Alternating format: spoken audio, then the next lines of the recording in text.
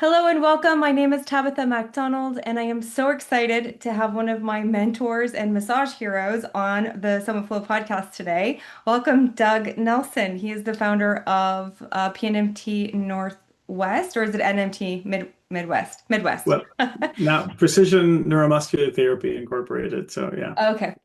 And he also owns is it NMT Midwest Clinic in Champaign, Illinois? Actually, it's Bodywork Associates is the Oh name of my the gosh, clinic. I am failing. Yeah, it's all right. I started studying with Doug right out of massage school when I graduated the second time in the US. And he came to me by the way of my friend Brandon. And I'm so grateful that I got to have you as my mentor in the beginning of my career because I think it changed the trajectory of how I worked. I actually wanted to work in a spa until I met you. And then I was like, oh, we could do better. So Mm. Oh, yeah, so I would love just to like hear a little bit about you and how you got into massage and what you do now for the yeah, world of body work. yeah. So this is my well, I can't do the math really quickly, but I started in 1978 actually. So that's uh, that's been a while actually doing this work. And Tabitha, the interesting thing for me is I originally got into this, started with music, and then it was pretty clear to me that that was not going to be my career.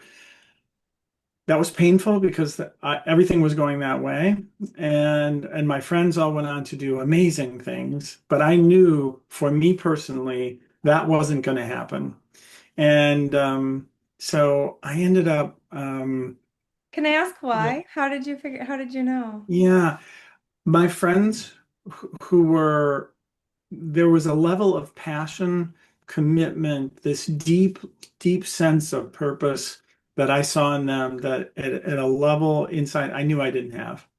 And that was really tough to see something in them that I knew I did not possess. Even though I was, trying and making an effort, but deep down inside I knew that's not who I am. And that what's harder, it's hard to make that decision. It's even harder when your little tribe is all going that way. And then for me realizing I can't go with them. And what I ended up doing is That's brave teaching. though, I'll say. Yeah, Very yeah, self-reflective for a young man. yeah. Yeah. All I can think of is just it was painful. So I ended up like I still had to eat and like pay the rent and stuff. So I ended up teaching people how to play. My instrument at the time was the guitar. And so I taught lots of lessons. And what I saw was that people knew what to do, they just couldn't execute it, right? And so that was a somatic thing. I had gotten interested in um, yoga and Eastern philosophy and that sort of thing. So I ended up studying yoga for a long time in a residential setting. I spent a year and a half there, um, and met someone who also moved in who had just finished his massage therapy training, and that's how I got introduced to it.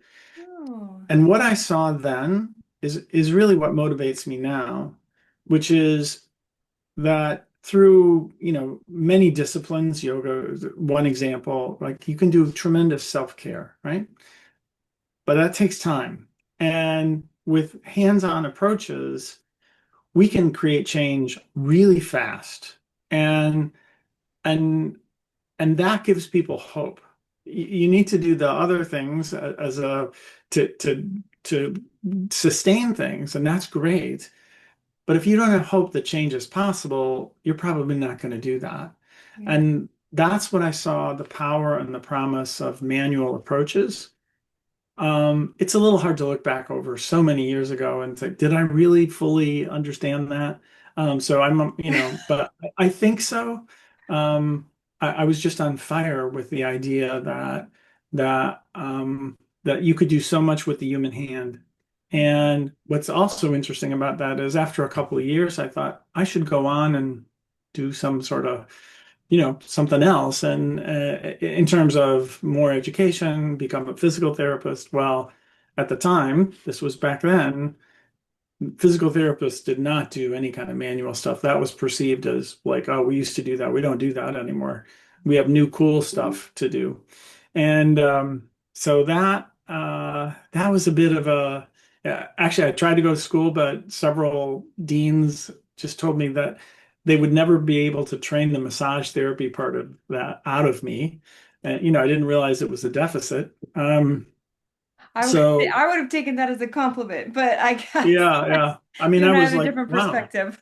wow, really? And again, you have to remember the time period this was, and people didn't think a lot of massage therapy at the time, as you Mhm. can imagine. I mean, this is, Yeah. early 80s. So, yeah, a little different context then. And but I was just maybe too naive to even think that this could fail, or I just pushed along and envisioned something that I hoped to have happen. And so off I went, and that's how everything in a way began. I love that because I just hear absolute soul alignment, like kind of like your higher self was like, nope, that's the wrong path. We're gonna make sure Yeah, people slap you off that course and on the right one. yeah, Because I thought about being a physical therapist too after a while, and then I thought, why?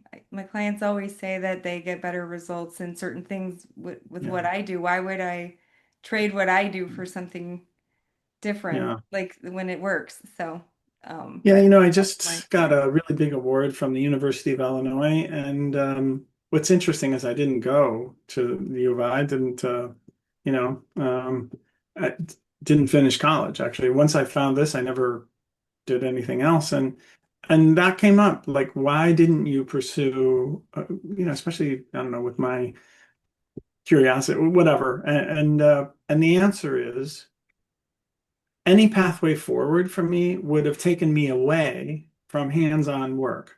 Hmm.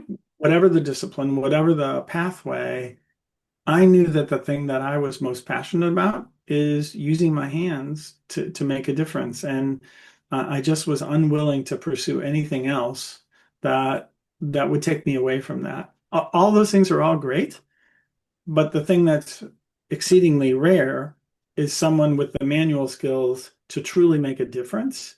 And as evidenced by the number of people that I see every week when I see a new person and they complain of something they've had for an extended period of time, sometimes years, somebody just last week, 2 years. And the question I often ask them is, in all that time, did anyone actually touch it? And the answer is no. And then it's like, does that seem weird to you? It's like, even the patient will say, yeah, like, wow, that is wild. Yeah, it's How so did we weird. get to a place where we don't even do that in healthcare? Um, and it's very difficult. A friend of mine used to teach manual physical medicine, physical examination is the word I'm looking for at the med school. There's very little interest in it now because the idea is, we're just going to image it anyway. So what's the point? Oh Oh, my goodness. Like on so many levels and for so many reasons, palpation makes a difference. If nothing else, to validate the experience of the patient. Like, just to oh. say to that person, when you say it hurts, do you mean here or here? Right? The It, look on it their face is usually like, I don't even know how to describe it. It's just absolute yeah, validation relief. Like yeah, I'm not making it up. That's exactly what exactly. hurts. Thank you. Exactly. And Yeah. this is, it's interesting. I think it was last year or earlier this year. It all runs together. But I was the keynote speaker at a conference for Oxford University in England, and it was about validation. That was the topic.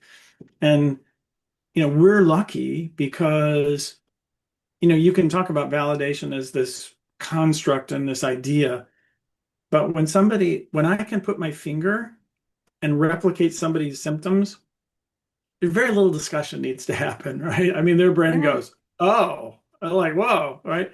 I mean, I can't be making this up. If this guy can put his finger on it and then recreate the symptoms, I think those things are connected. Um, Massively. It's so valuable for someone's healing journey because then they get out of the loop of, I have to try to prove that this pain is real because people are yeah, telling me it's not. And like when you can say, yes, no, it's very real, and then you replicate it, there, I think that is the opening to the body's ability to heal because it pulls them out of that loop of, I'm not crazy. The pain is there. I can feel it. So, yep, and that to me is like ground zero for building rapport with someone and getting them to heal fast. yeah. I mean, And right? rapport is in that case, it's very easy, right? Because you've just acknowledged and replicated what they experience. If I try to communicate to you what I'm feeling or that I'm in pain or that I'm struggling with something, I never really know, like, do you really understand what I'm trying to tell you? Hmm. But if I put my finger on it and replicate this like weird pain that you feel, there's no question, all right? It isn't about, gosh, I'm not really sure. The person, that nervous system is very sure that not only is it real, but that I, as a practitioner, can put my finger on it, right? And that means, yes, I do understand. Hmm.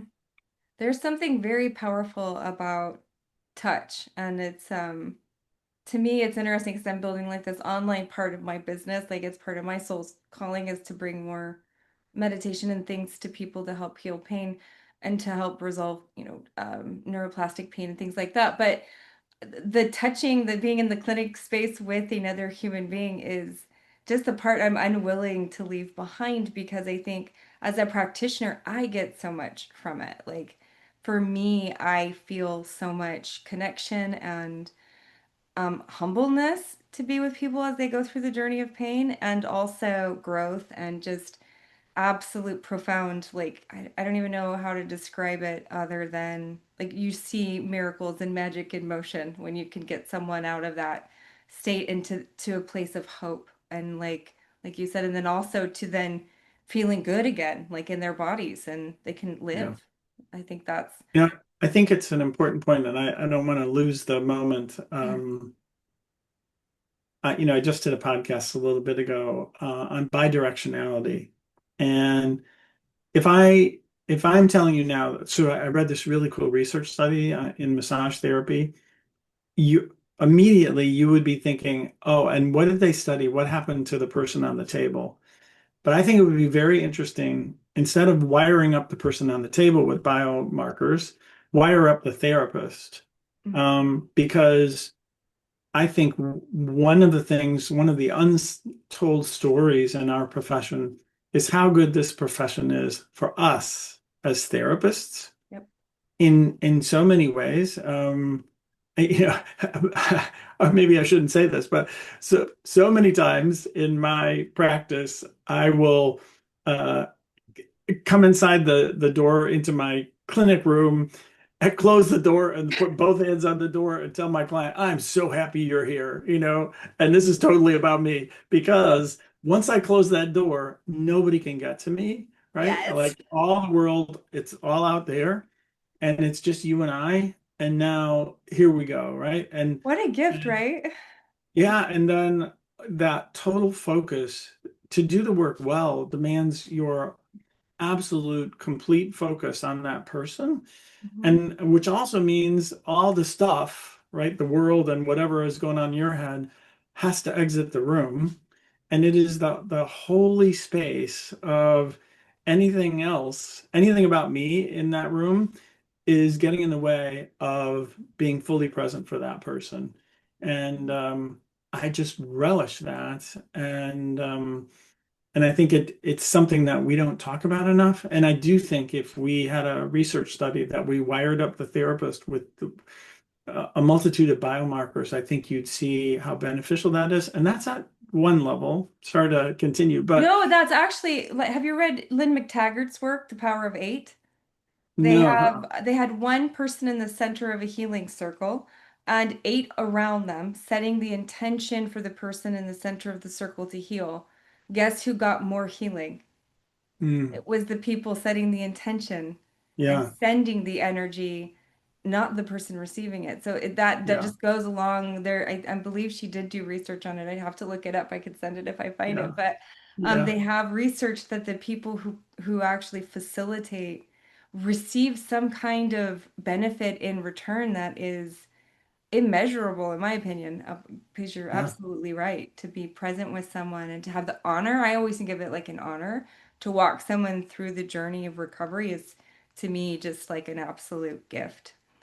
Absolutely. And it is just to be with someone else and um you know, a couple of things. One,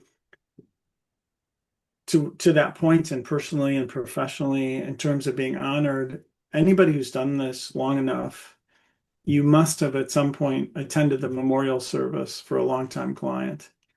And if you sit in that room and you look around, you realize that you knew them in a way that no one in that room knew them.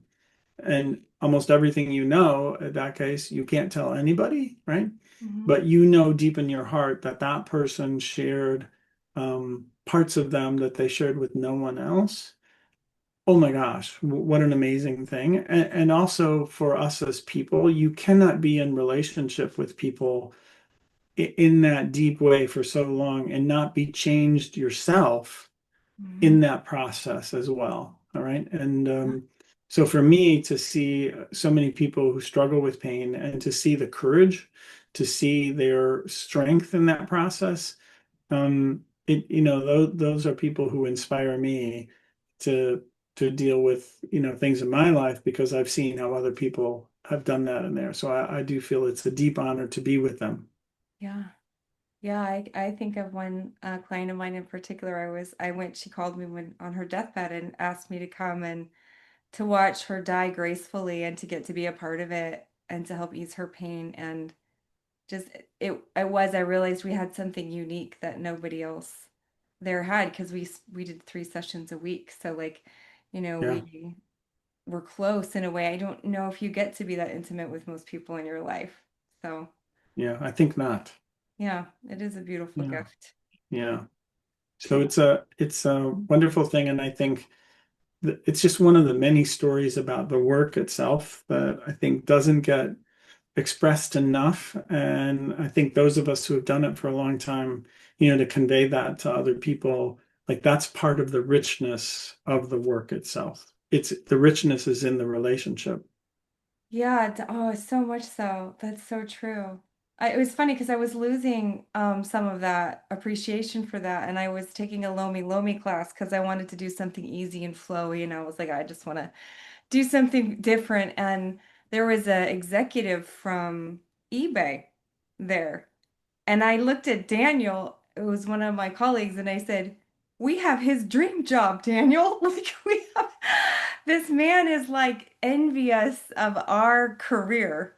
And he was like exec at eBay, and I'm like, we don't appreciate what we get to do for a living enough. Like that it was a big reset for me. Yeah, And recalibration of appreciation of what we get to do. So very cool. I can Very cool. relate to that experience. It was like, oh man, there's people who I remember dreaming about being a massage therapist when I worked in the back end of the school, going, oh, I should go back to school and get my license in the States because I trained in England.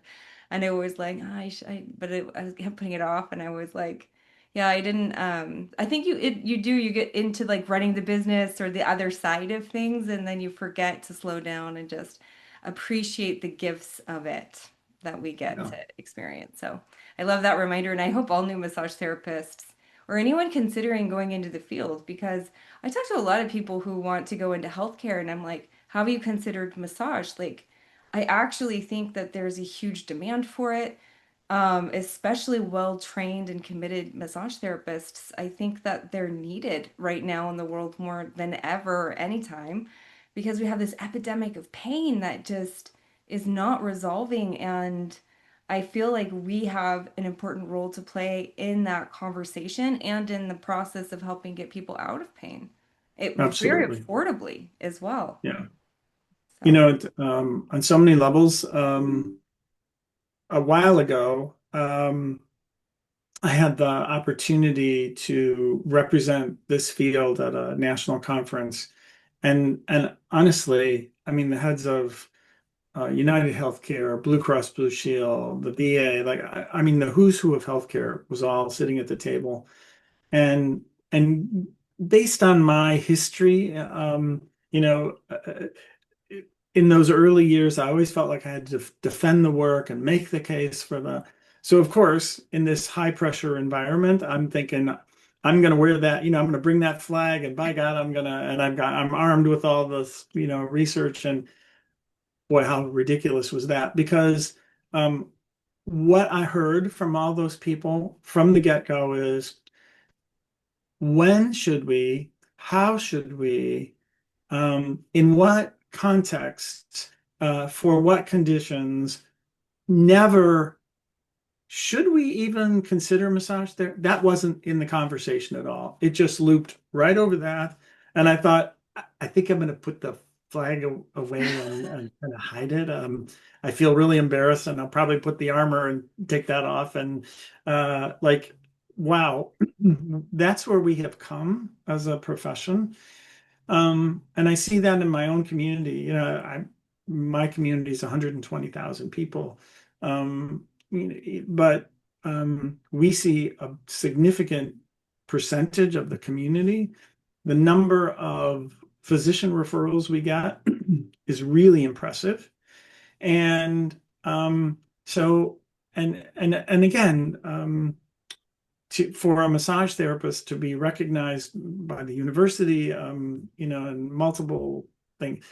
I've never seen the public acceptance the way it is. I've never seen the medical acceptance in that world, the healthcare acceptance. So the thing that I worry about is all those things are true, and we know if you look at the data, the incidence of musculoskeletal pain, 123% in the last 30 years, projected another 115% in the next 30 years, increasing constantly. The thing I would say to our own profession is, are we ready for this? And I think the answer is, I don't think so. Because the time is now, our moment is now. Now is the time to step forward into that space to really serve in a meaningful way like has never been possible before. The window's open. Are we ready to go through that? I yeah. don't know. I have my doubts, but we'll see. I have my doubts. It's funny because people will say to me, I would never have known that you were here if my friend hadn't have told me. And it took them a lot of convincing to get me to come here. And I'm like, yeah, I'm not really good at marketing because I'm just very referral based. And I don't want to get overwhelmed with massage clients because I'm trying to build out my Hmm. online revenue stream and just things that I've been trying, like developing in the mind body world. And it's interesting because I think it is my responsibility actually to start communicating more clearly to people what's possible. That's less expensive and more effective. Like especially because people come in and I hear them all over the place complaining about the cost of healthcare and copays. And I'll say, well, you could treat this for like 3 visits with me. It'll cost you less than $500, or you could continue to pay 20,000 a year in copays or whatever and still continue to be in pain. But getting them to understand that is really challenging because the healthcare thing is so embedded in their minds where it's like, well, if it's not covered by insurance, because we don't work with health insurance, then I won't, then it must not be effective, or, I can't do it's something, and I've had people come in and they said my doctor wouldn't treat this even though this was the cause of this because it wasn't coded correctly. And I'm like, when did we get to that place in healthcare where if the code isn't matching, we're not treating the root cause of the problem? Like, it just Yeah. didn't make sense to me. And it's funny because I really was questioning if it's a fight or a battle I really wanted to be in the arena of, because Hmm. it just seemed maybe like one I wasn't really. didn't have the fire to fight like until I Yeah. talked to you, and then Yeah. I'm like, oh no, maybe I could find the fire on that one. Yeah. I don't know, but Yeah. You know, when we at our clinic, I think we saw last year 18,000 sessions, something like that. That doesn't include, that's only in the office stuff. That doesn't include our work with the university and athletes and stuff like that. So we're seeing a ton of sessions, right? We do almost no marketing per se. Mhm. Um, our marketing strategy is based around one thing, two words really, get results, you know? Yep. You Uh, taught me that when I first started my business. You said best yeah, marketing. You said that exact thing, and I followed that rule ever since I opened my clinic. And I, for myself, haven't had to do a lot of marketing until I brought people in, and then I had to market them, and I was like, oh, now I have to learn other marketing. Like, yeah, yeah, but yeah, that was always my philosophy. Thanks to you, and I think that that's true for most businesses. But yeah, really good yeah, advice. yeah. It's important. I mean, everything else. I mean, one gets tired of clever arguments and flashy things and loud voices. None of that impresses me. What impresses me most is somebody who can just deliver the goods, you know? And if you do that consistently, believe me, especially in the world of pain, where so many people know somebody else who's also struggling with something similar that they have, that word spreads really fast. Oh yeah, most people who find me, they're like, I was at a party and I was complaining about my back, and this guy walked up to me and he goes, I got a girl. I Yeah, gotta call her. So that's right. it's yeah, but yeah, anytime someone sees pain, they're like they think of me. Like, and I'm like, not that Well, I would have been known for that. Like, yeah, well, actually, that's unfortunately one guy said to me this was I don't know a few years ago, but he said, "So you've been in town a long time, right?" And I'm like, "Yeah," and and it was a sciatic issue, and he said, "So you treat a lot of this?" I'm like, Yeah." He said, did you ever think that for so many people in this town, that when the moment they have a pain in the butt, you're the first name that comes to mind? It's like, I've never thought of it in that way, and I'm happy not to think of it in that way anymore. It was a pretty funny turn on that. oh, that's hilarious. So Professional pain in the butt solver. yeah, yeah, Yeah. yeah, yeah. It's first thought that comes up. Like, wait a minute, I don't know. Hold on there. So Yeah, that is, yep, nope, that's true. Anytime, yeah, like someone, I see somebody, it's hard to be someone who can see pain everywhere and exist. Like I go to the gym and I'm just like, I yeah, can't yeah, look. I'm gonna stand over. yeah, And it's yeah. hard It's for a me to keep my mouth shut and not be like, I could help you with that knee pain. It'd take me 30 seconds. Like yeah, it's hard to yeah. watch, but It's difficult now. I find myself being very kind of under the radar just because, practice is so overwhelmed and and really we have 22 therapists and they're all just it's very difficult because there are so many people who need our services, but we just, we can barely handle what we have in front of us. But that's another thing, just the thing of the transition from being an individual practitioner to then, my own office grew I started it in 1982 here in Champaign, and it grew in a very just organic way. There was never a 5-year plan. It just kept adding more people and more people and more people um, and it's interesting how that's developed now and also it's also interesting as we began to more clearly define and we're always moving toward a more perfect union. Like who are we really, and where do we fit in the ecosystem of our community, and also as there are other practitioners out there who are also massage therapists. There are so many different ways to practice, and they're all valid as long as it's the right thing for the right reason at the right time, done in the right way. Other than that, it's pretty straight ahead. That is the best. I want to talk about that for a minute because people will come in all the time and I'm like, if you use the wrong process on the right problem, it's not going to work. Like it's or the right process on the wrong problem, it's just not going to work. I had a lady come in from Hawaii and she had plantar fasciitis. I was like, "Can I look at that for you?" And she goes, "Oh no, I've been getting it treated for 15 years. It's not solvable." And I'm like, "Can I just take a different look?" And it wasn't a plantar fasciitis issue. It was with her big toe. And I thought I was so grateful for you. And she had some trigger points in her tibialis posterior.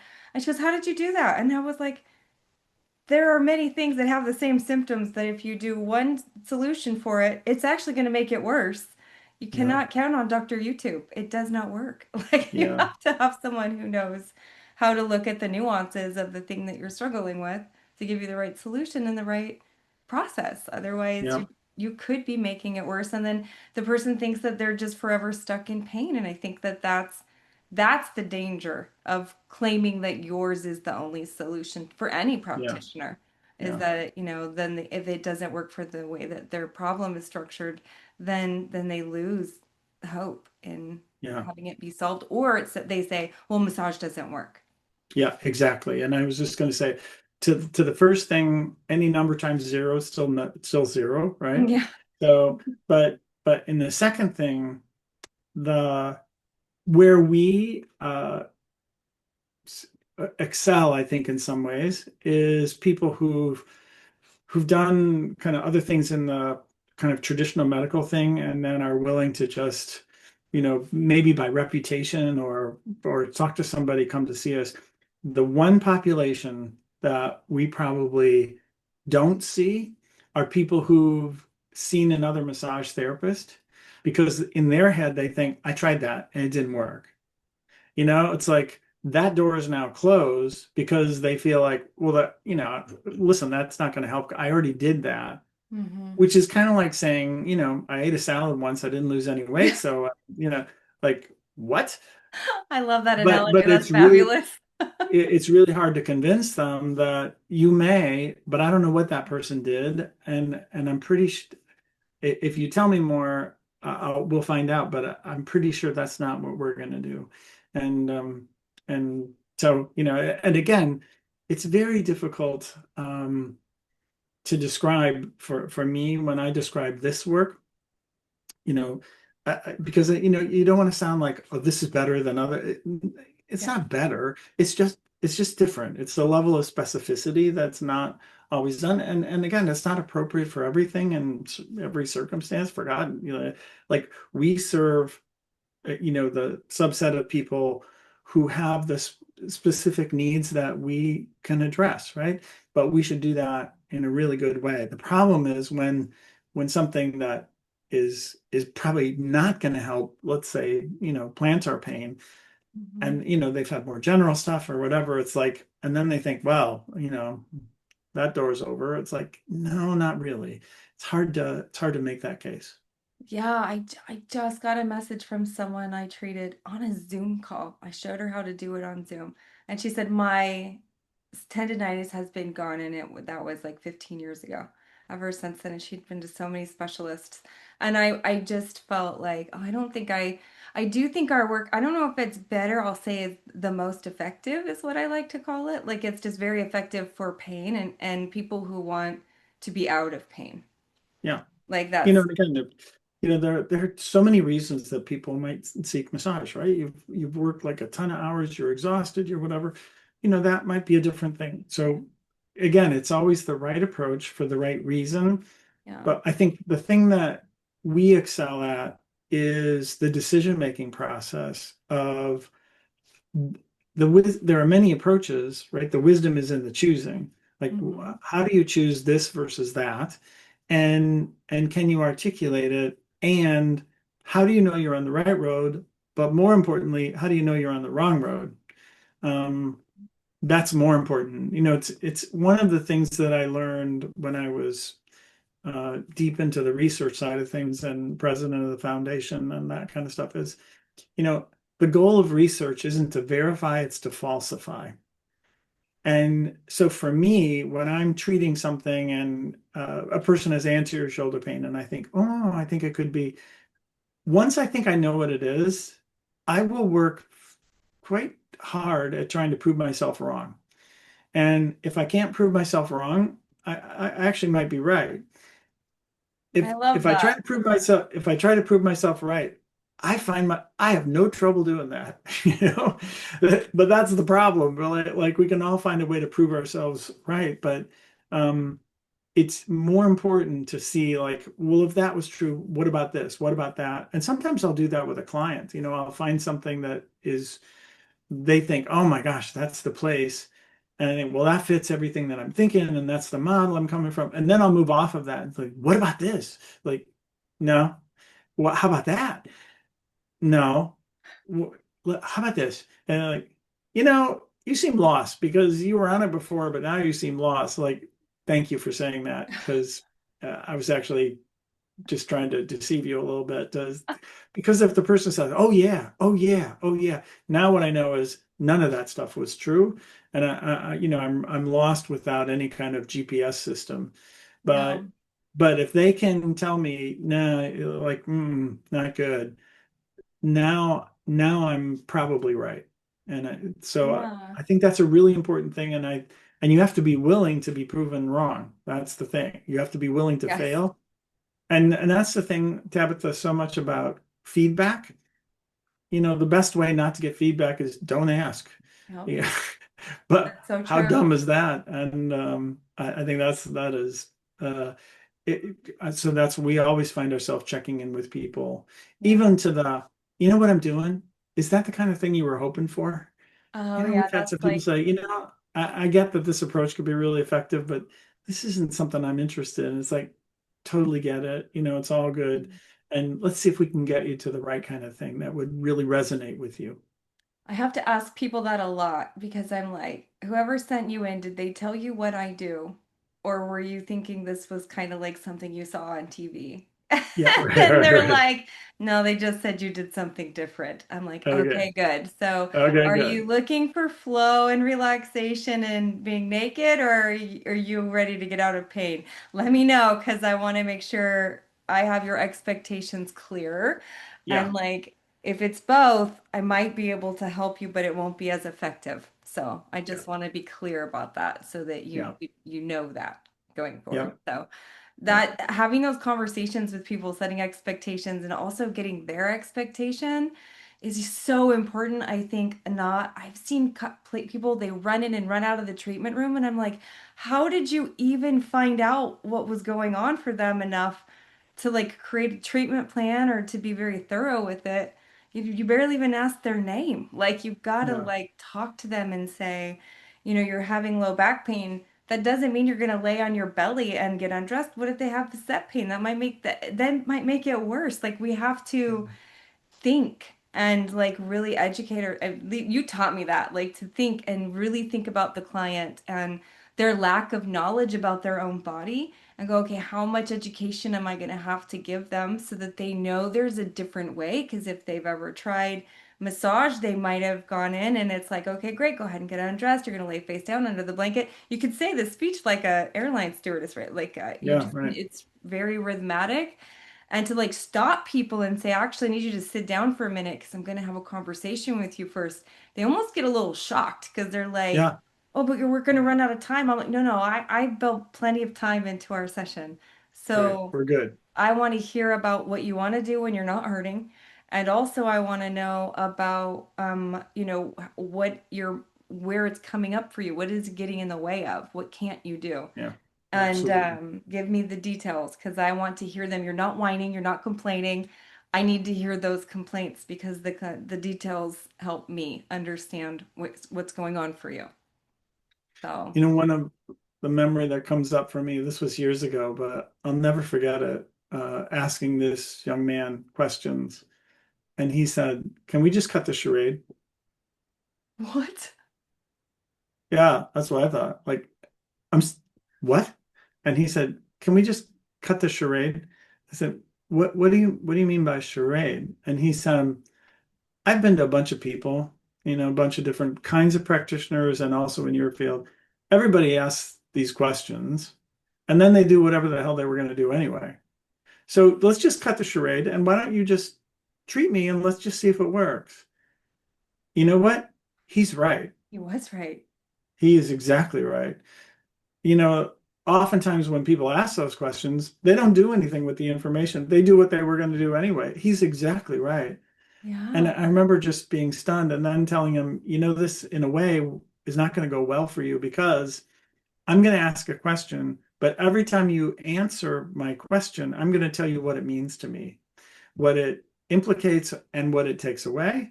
And at that point, he just looked like pain, like, oh, I'm so sorry I said anything, you know, like this is going to slow it down.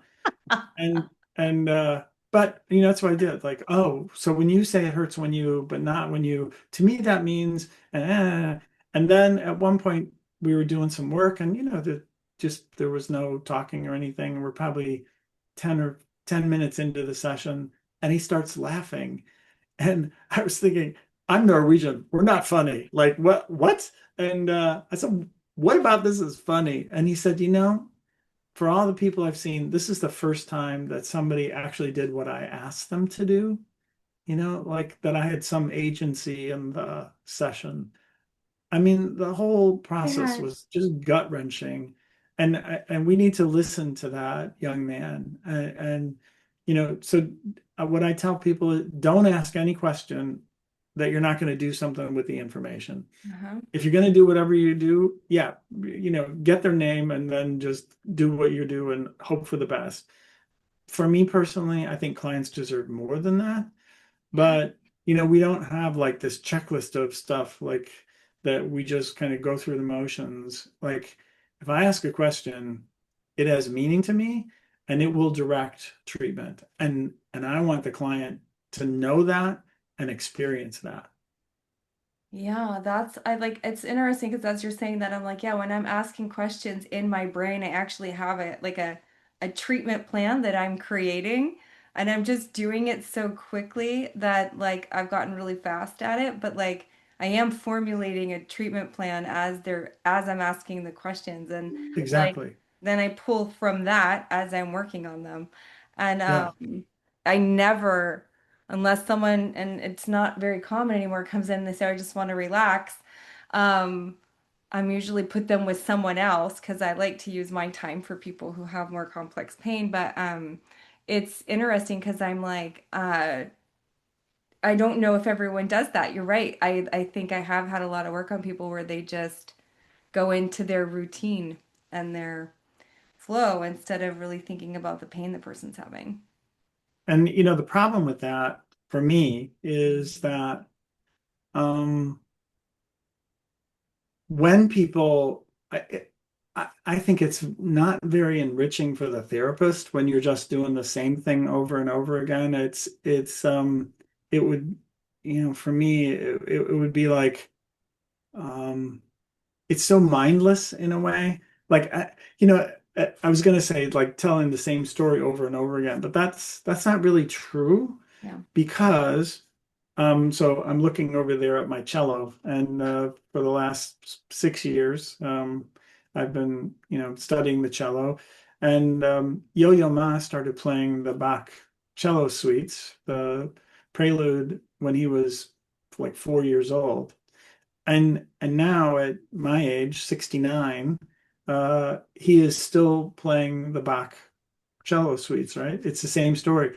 But the 69-year-old sounds very different, brings a different, you know, Mm. background than the 6-year-old, than the 23-year-old, than the 43-year-old, than the 50-year-old. You know, it's the same thing, but through that, you know, it's the same way. I'm still putting my hands on people in Mhm. the same way I did when I was 23. But it's not the same because I bring something very different to that. And it's the wisdom, the background, not just the surface thing. So to skate over the surface of that, to me, Tabitha, that's a little bit like being at the ocean and day after day, and you look at it and you go, "Oh, it's really pretty. Oh, that's really nice." And then someone goes, "Oh, for God's sakes!" And they put a mask on your face, shove your head in the water, and then you see, "Holy that it's like a world under there, right?" All of which I didn't see because I was just looking at the surface. Hmm. But the Einstein said it best. Infinity is not a line extending through the heavens, but the variations at any one point in the line. Oh, I It's love always that. about depth, not about verticality and horizontal thing. I would agree with that because I can tell that the more depth I've brought into like just being humble with my own process, and as I've been working on integrating more mindfulness practices within the work that I do. I have studied like NLP and how we can break certain habitual patterns of pain in the brain and migraines. I've been working with people with migraines and using like a combination of hypnotherapy, NLP, and then what we do to break these like lifelong migraine patterns. And I'm like, this is like taking this, it required a tremendous amount of humility, a lot of failure and humbleness, and also curiosity, all of which I learned from you. But to go deep with someone like that and say, let's just walk on this path together. Like you're still doing a lot of the same maneuvers, but you're having to go to a new level of vulnerability with yourself, with your inner wisdom, right? And then also with the amount of, education that you've obtained. And sometimes I think like I forget how much studying was required to get to where you are. You're a constant learner, right? I'm a constant learner. I get bored otherwise. Like I wouldn't be able to just flow on a body all day long and not have any kind of attainable result with someone. Like Yeah. I have that need for depth in my work, like, and I would not be able to have a career where I didn't have depth in the amount of change that I could create for with a human. I don't say for, I'm just there to remind them of what their body already knew how to do. So I always Mhm. say I'm just the facilitator. I'm just reminding your body what it already knows how to do. Yeah. So, whether it's in the mind or, in the emotional body or in the physical body, that's just what I do. So, it's not magic, it's commitment to education, never being Yeah. afraid to fail, to get things wrong. And then just, I think one of the things that clients always say is that your ferocious commitment to the outcome and, just not being afraid to like call in other practitioners or, whoever else is needed, so that the person gets the quality of care that they need and the results. So, Yeah. um, I think that, what do you, because I think I've seen a lot of therapists like hoard knowledge in some clinics, or I've heard that. Because your clinic is 100% not like that. And my clinic is not like that. We're very much givers gain. Like we have our unique gifts and we make sure that, clients know who the best therapist is for them. And then we have like a network of other professionals that we refer out to. How do you build that culture in your clinic? Because that's a very I don't think all businesses operate that way. Like Hmm. how did you build that? Hmm. Yeah, it's a really good question how you create culture, right? And sustain that. Um, I think the North Star is always what is best for that person, and that person meaning the client. Yeah. How do we best serve that person? And are we the best, resource for that? And when I say we, even inside our office, right? It's like, well, who's the best person for that person to see? Um, I think at some point you have to demonstrate to the stakeholders, and all of that, that everyone benefits from that kind of mindset. Um, and I think so there's a little bit of a leap of faith that happens in that. But I think once you do, you realize that then you get this kind of team approach. And I think one of the things that certainly we are starved for in this culture is belonging and a sense of community and commitment. And so I think with the office, with that, having a sense of this is who we are as a people and as an organization, as a business, and people feeling like they're proud to be part of that, that's a really important thing. And Yeah. when you look at the data just nationally, if we're also hyper connected, through social media and all that sort of stuff, then why? is the data on loneliness just jaw-dropping. Like Yeah. how is that even possible? Something is really wrong. And so to create a culture of connectedness and shared purpose and meaning is a really important thing. Oh, I love that. Yeah, it's really interesting because I've talked to a lot of practitioners and they're like, "Why do you have people work with you at your clinic?" Like, oh, because I can't imagine riding in the boat alone. Like, even from the first day I opened the clinic, I never envisioned it being one person. Like to me, that felt like such a lonely path. And I think a lot of practitioners go solo and they don't either know how to collaborate with others or I don't know what it is, but I find that when I went through some of the worst days of my life, it was so beautiful to have them hold up the clinic and to do things that I couldn't do because I had a brain injury and I wasn't making great choices. And it was nice to have someone, to do the backup and be like, nope, that's not a good idea. Yeah, yeah, And then, when they've lost family members, we step in and we help each other. Like we call their clients and we make sure that everyone's taken care of. And I think in a community, of that kind of support, we also support each other's growth. And, there's you bet. it was interesting. Daniel was working on someone one day, and when she walked out, I could tell her pelvic was still tilted because of how she was walking. And we have such rapport. I said, Daniel, do you mind if I just show you how to treat this one thing? I don't think you've learned it before. And he was so grateful. She was so grateful. She said, I have had that pain for 25 years and nobody has found it. And Daniel was like, thank you for showing that to me. I had another therapist who didn't last at our clinic, very similar situation. I'm always very humble when I like kind of like go in and I could just see, something got missed. And everyone knows it's never an ego thing for me. It's always what's best for Yeah, the client. And she was furious. She quit. She left because she felt very humiliated. And I'm like, I know myself and I know how I approached that. I know I didn't do it from that stance. And yeah, it was hard to have someone like that where ego was blocking growth or what was best for the client. And I'm much more careful about who we bring in now to make sure that they like, even if I'm not doing something right or anyone's like, not in alignment, that we catch it for each other. yeah, But yeah.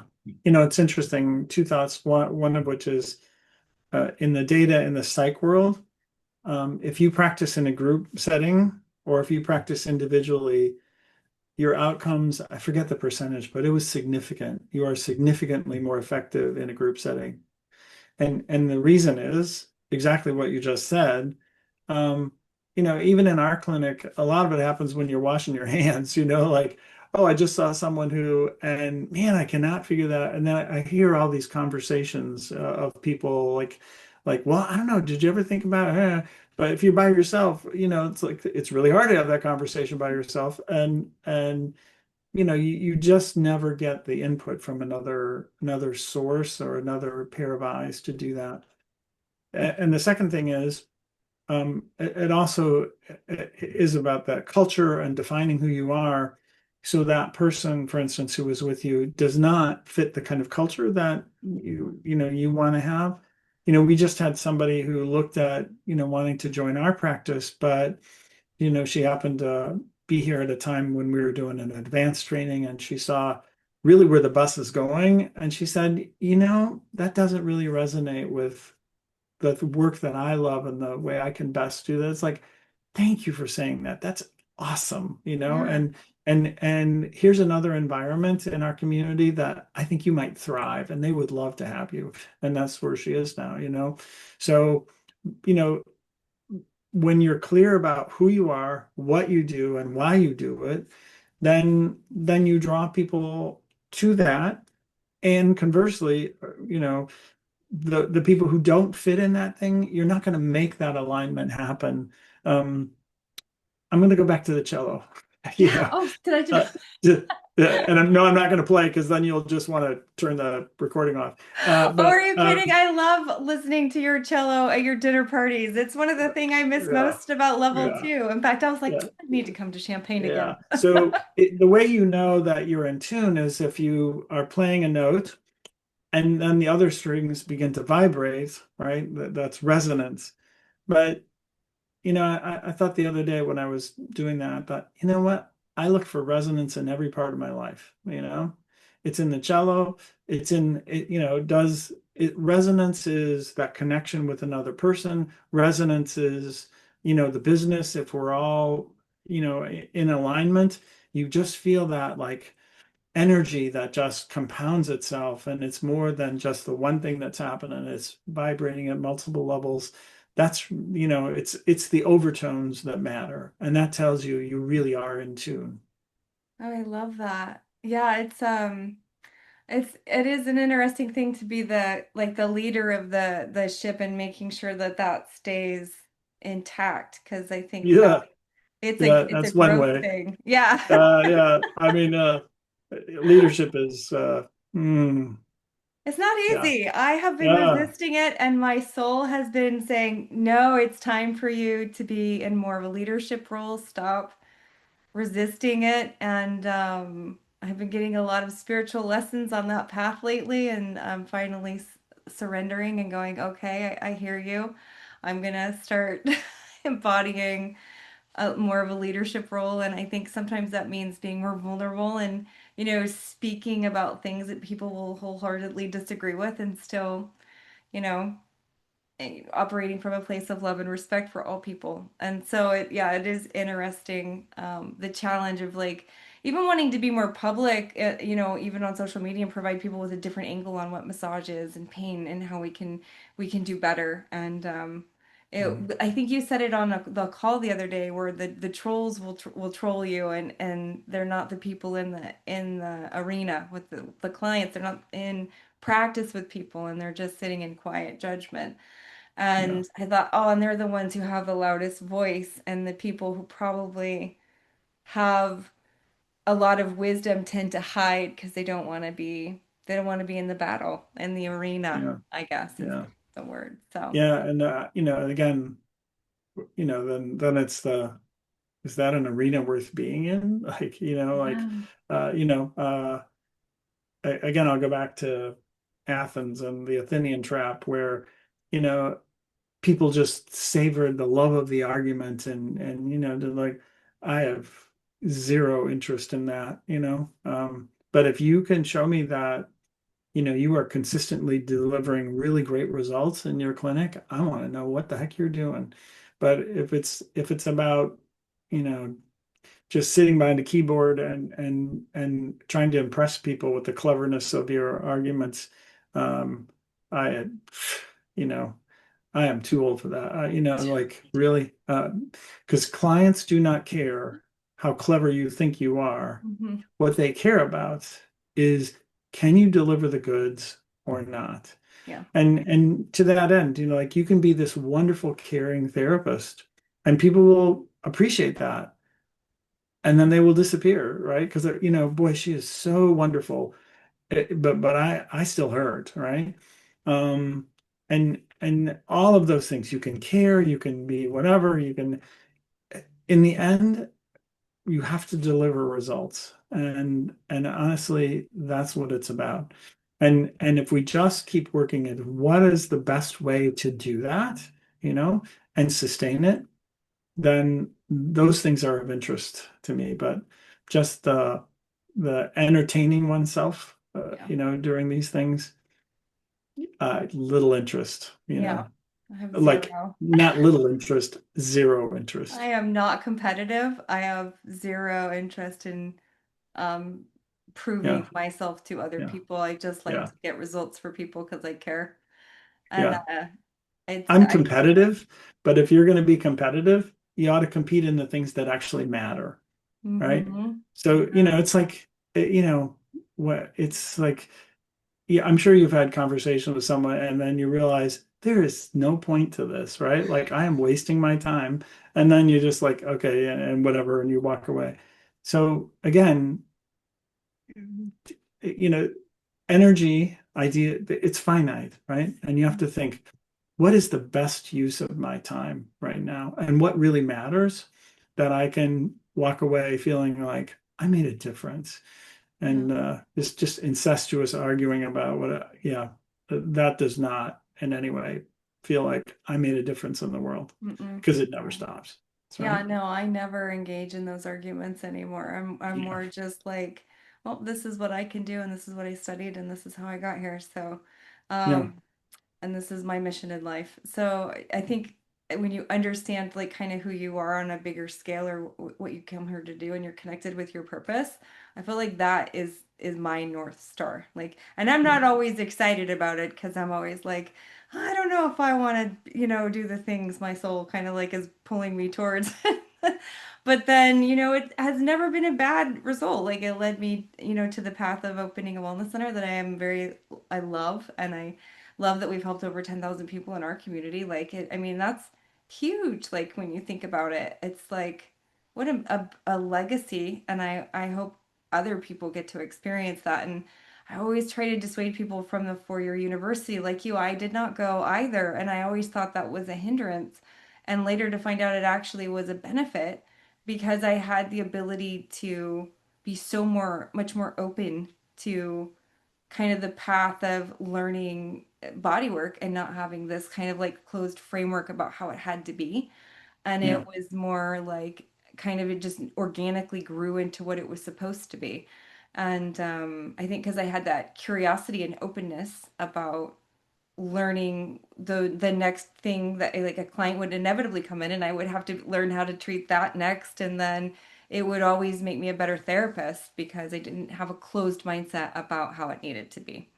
Yeah. And I think that's actually one of the benefits of massage therapy. When you find someone who's really committed to the craft and like also committed to patient care is that you are always questioning, is this still right? Is this still accurate? Is there a better way that I don't know yet? And then you start finding the solutions, I think, when you ask better questions.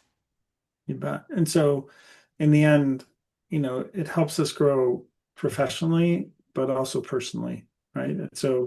And I think that's the hallmark of this is that you get to grow in both domains, and as a person, it teaches you deep lessons on so many levels. And then, professionally as well, to know that you're of service and have made a difference in many lives. That's a really, really powerful thing to fall back on and just know deep in your heart that, yeah, in the end, what do you look back on? It's the lives you touched, the lives you made a difference with. Yeah, that's the thing that when I don't want to do the things, I that's the thing that gets me going. Is when I just Yeah, connect in with being of service, and helping people.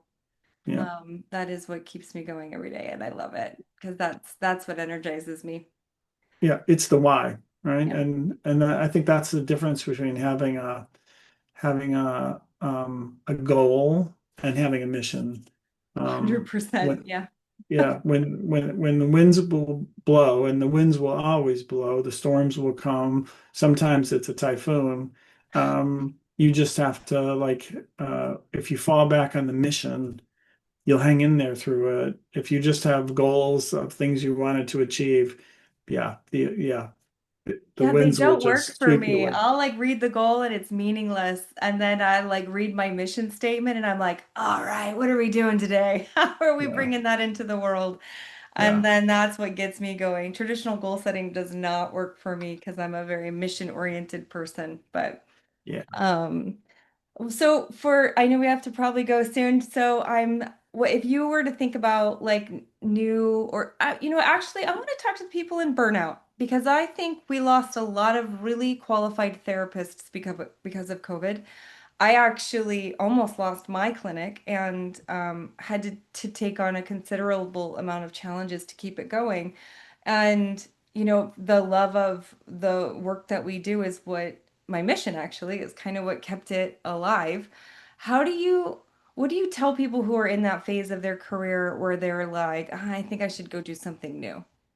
yeah, Or yeah. is this really for me anymore? Or I'm bored, or like I'm getting injured, or what is massage therapy injury is hugely likely if you're doing it like in a way that's not of service to your body. So how do you have a long career in it? How do you Yeah. through the burnout is the real question. Yeah, I think it's an attitude of endless discovery. And I usually when you're burning out or plateau kind of thing, it's about it's really about lack of growth. You feel like you've hit a level and you're just going through the motions, like, as we talked about before. You need to do something to jolt yourself out of that. And it always involves a new challenge, a new something, a new way of looking at things. Um, and I feel like it's interesting with so many people to over the years to help them see like it's the same thing but seen in a different way. Um, and like I said earlier, like a piece of music, when I sit with a friend of mine who has a PhD in composition, and I listen to some piece of music, some symphony or something, and I'm like, oh, that's really pretty, but I've heard this before. And then he says, do you understand that? And then all of a sudden it's like, are you kidding? Like suddenly I hear and see the same thing that I've heard so many times, but I never understood what it actually meant. And the same is true with anatomy and with our, treatment of people. The danger is Einstein said it best, what holds us back isn't what we don't know, it's what we think we know. And Mm. you're never curious about things you think you understand. And so somehow you have to have this little awareness that like, holy crap, there's stuff I don't know. And it's really hard to have burnout about like a whole set of challenges that are in front of you, especially if you loved it in the first place, right? Mhm. And it's a little bit like if your relationship is getting stale, with your significant other, right? You don't go, well, I'm going to look for somebody else. That's more interesting, right? Like, really, you're going to start all over. You're just like you're not listening to that person, and there's a whole place of discovery that takes a lifetime because Yeah. that moment, that person, and you are not the same that day as the next day, right? So who are you today? Right? Instead of saying, oh, I know, like at some point in the end of your life, right? People are like, oh my gosh, I wish I would have paid more attention, you know? Yeah. I have been with people at the end of their life and what they felt like they didn't need more stuff. They didn't need more. They just wish they would have been there and fully experienced, Yeah. the things that they already had. Yeah. So let's not make that same mistake, right? Let's learn from those people and do it now, Yeah. because at some point it is too late. And so that in my office, I have the scroll that I brought back from Japan, Ichigo Ichi, which is a famous scroll from Japan that says, every opportunity for service is an opportunity never to return. But it came in the days of the samurai priests where you would be, out back at your, house, and all of a sudden this priest would come up and just beg for a bowl of rice. And the thing was, that person, you will never see them again in the rest of your life. This is that moment to savor that Mm. moment because it will never happen again. And honestly, this interview, you and I, this connection, this will never happen again, right? Yeah. And so Well, when I hope I it happens again. No, yeah, yeah, but I'm not just in this kidding. way, not I in the know. right. And Yeah. so I think once you do that, it's really burnout is lack of paying attention. And Yeah. sometimes it takes someone just to peel back the depths of whatever activity it is. And sometimes it's your whole life, right? That you realize, oh my goodness, there's so much to savor. Yeah. I think that is the wisdom of midlife, like and beyond. Like it's that like, oh gosh, everything is so much more beautiful than I realized. And like every day when I walk into Soma, I'm almost just like I'm filled with appreciation that that's like this place where I get to spend my day and I just like I feel so much gratitude.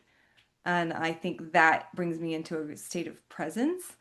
And I think that's what keeps me out of burnout. And it's that state of just gratitude for getting to do this work and loving something so much. like that I don't think people get to experience in their careers like a lot of people. Yeah. And I think that if I could gift anyone that joy of getting to be of service and making money doing it at the same time and having an impact, I mean, it's worth the struggle and the hard days and the challenges that a business goes through. Like it's worth it to just Yeah. be with that feeling. Yeah. And again, if you love something, that also means you have to care for it, Yeah. right? And in our field, caring for it is learning, Hmm. right? And doing the hard work of the all that it takes to be a really great therapist. Yeah. And that is endless learning to be of the best possible service. Absolutely. It is. And that's self-care and boundaries with clients and, really getting clear on who you enjoy working with and who you shouldn't be working with. And those are things that were really important because in the beginning you always take on all the clients because you just want money or experience. And then I think your craft starts to get a little bit more fine-tuned and you can be a little more picky about, actually I have really strong boundaries and I don't let people treat us like that in our clinic. And Yeah. actually, you don't get to do that here and Yeah. being someone who is an advocate for the people who work for you, that's a skill I didn't know I was going to have to develop and I actually like that about me, that I'm not afraid to like hold the space for, or to be the person who protects the clinicians that work for me too from people who are not in a great, space. So That's what leaders do. yeah. Yeah, that's true. All right. Oh, Thank well, you so thank you much. so much. I really appreciate you. And I just want to say that it's very much because you show up and do your work that I show up and do my work and you have really inspired me. And, everyone who comes through my clinic is grateful that you followed your path and not playing the cello. Or the guitar. Everyone Yeah. that the hundreds of thousands of people probably that you've touched on the planet vicariously through the people you have trained are grateful that you pursued this instead of that. Thank you. So thank Well, you. it's a special community of people. And, um, for me, when I get tired, I think about yourself and so many people out there doing the hard work, and we all lean on each other. So thank you for that. And thank you for your time this evening. I'm so grateful. And I hope you have a nice evening. And I'll put all your links down below so people can find you. All right. Thank you so much. Thank Good you. night. Good night. Bye.